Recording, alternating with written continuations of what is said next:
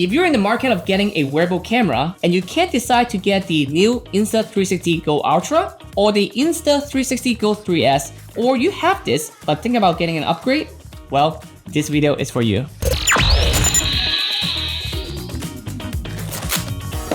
Wow, this is cute, the way they box it. I love this format, this is so pretty. Alright, so let's see what we got here. This is the Insta360 GO Ultra Creator Combo. They don't really put it on the box, but this is the Creator Combo, I believe. That's the Insta360 camera by itself. There is a chest mount, USB-C cable, the action pod, the easy clip. I also got a bunch of accessories. Some are part of the Creator Combo, some are not, but you can check the website to see, what is what. I'm sorry, this is so excited. Like this is, I love all this stuff. I love little accessory to go with my, my gear. This is so much fun. Okay, let's talk about the features. So, if you have been following me on my channel, you have seen a lot of footage from this camera. You might not notice it, but they're all from this camera. This is the Insta360 GO 3S. It's one of my favorite wearable camera. In fact, it might be my favorite because I have done many of them before. But this one is tiny, it is small, it is portable, and I can take it out, I can put it on my hat. I can't see it, let me show you. I also do all my BTS on this as well too, where I just put this on in here. Bam, on my camera, so a lot of behind the scene right there. Or if I want to do some cool shots, special shots, I will put it on like a magnet stand.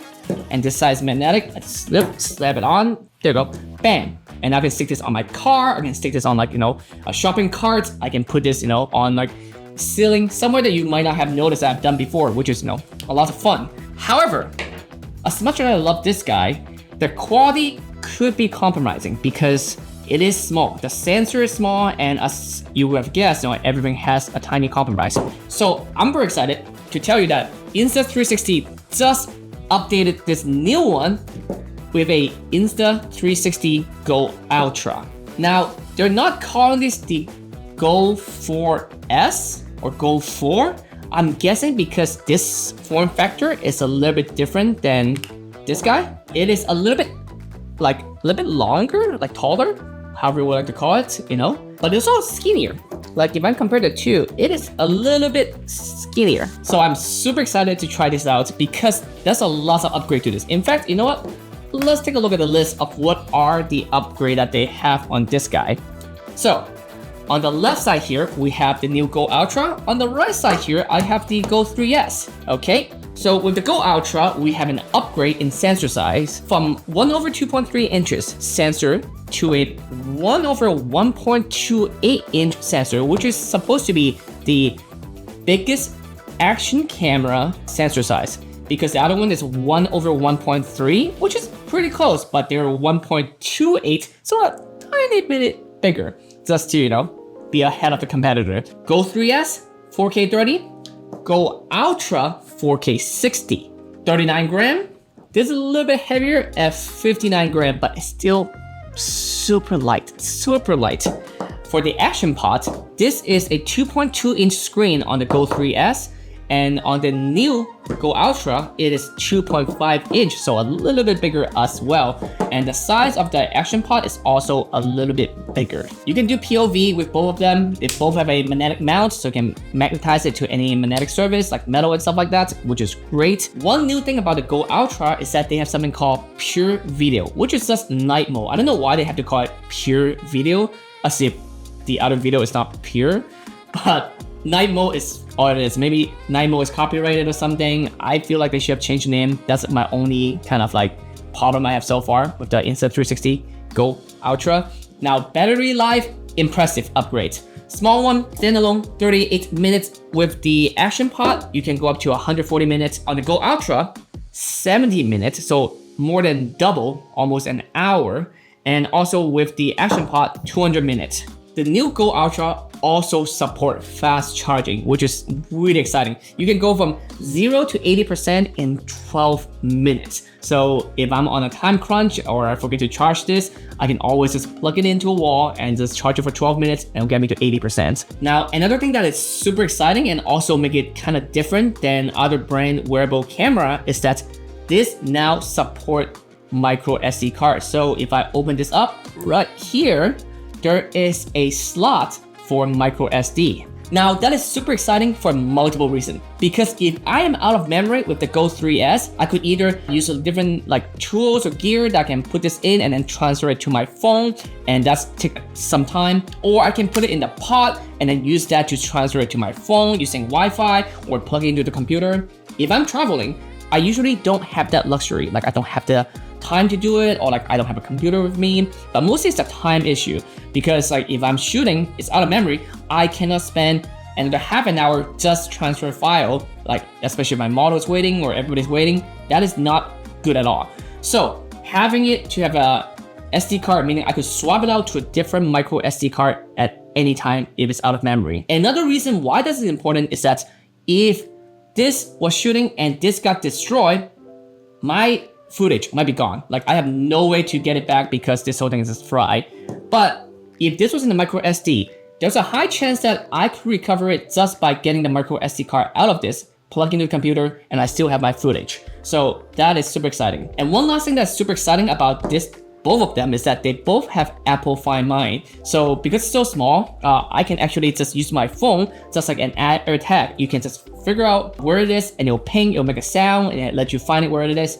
So you can use it as an air tag as well. So let's say I put this, in my camera backpack or, in my suitcase or somewhere. I can use it as a way to track the rest of my stuff, not just the camera itself. So I can use this to track my camera or wherever I put this in, not just this little action camera itself.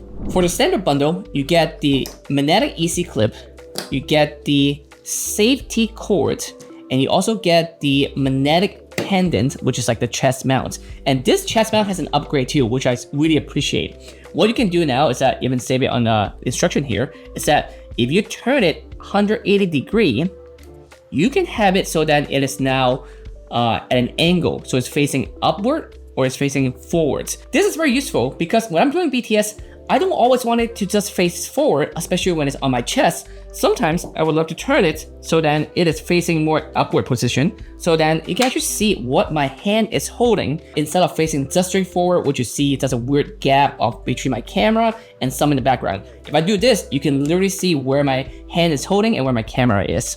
And if you want to go for the creator bundle, you get this 3 items. The first one is the quick release mount. You also get the mini 2-in-1 tripod 2.0. So this one allows you to have a remote that you can use.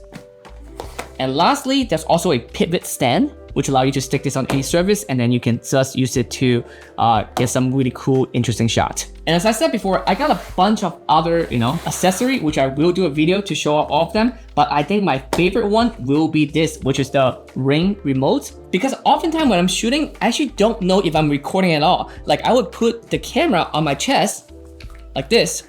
And at least on my chest, I can kind of see it if there's a light that tells me it's recording. But if I have it on my head, where I'm mounting on a head, image I'm wearing a head clip, I don't know if it's recording. I have to take it out each time and look at it. Okay, now it's recording, now put it back in.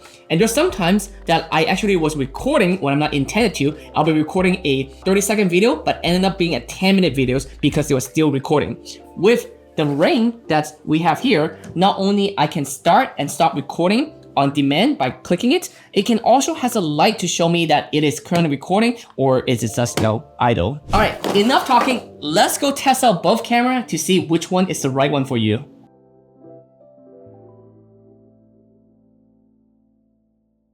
Obviously, the Go Ultra has better feature than the Go 3S, but to make the comparison more easier to compare, I'm gonna put them both in 4K 30 and both using D-Warp as the standard field of view, just so I can compare it a bit better. Okay, this is as close as I can get for both of them in the pod to compare, but even if I remove it from the pod, they should be pretty similar. Now, my setup in my studio is really bright, so it should be pretty good for both of them. But I think the real test is when I take them out to the night. One thing I instantly noticed is that I have both of them set to auto white balance, but the color on the Go 3S is a bit warmer than the Go Ultra, which is not a big of a deal, also not technically a problem because it is just white balance and I can always change it differently to whatever I want, but that's just what it is straight out of the camera. Okay, now we're gonna test out the chest mounts. Like you can see both of them right in front of me and I'm getting them as close as possible to each other so we can compare. But I can instantly see, or at least you can see it too, is that the field of view of the Ultra is wider than the Go 3S. So I mean I can get more of the shots. It looks like that I can see more, which I think is really appreciated by most people. Now, while this being this bright, it might be really difficult to see the quality difference since they're both shooting at 4K 30. But let me turn off the light and just to see how much different it makes. Okay, now the lights are off. Okay, and let's look at some object that we have. Let's say this is the box. Now we can compare how they look like with the light turned off. So it's a lot darker to see. Let me make the room even darker. Computer, light, 10%.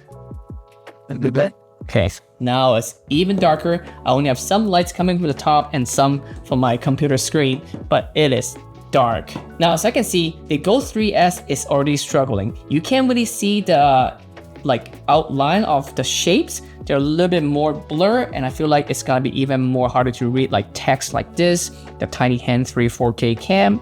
Okay, now let's do the even crazier test. Let me even turn off my computer monitor.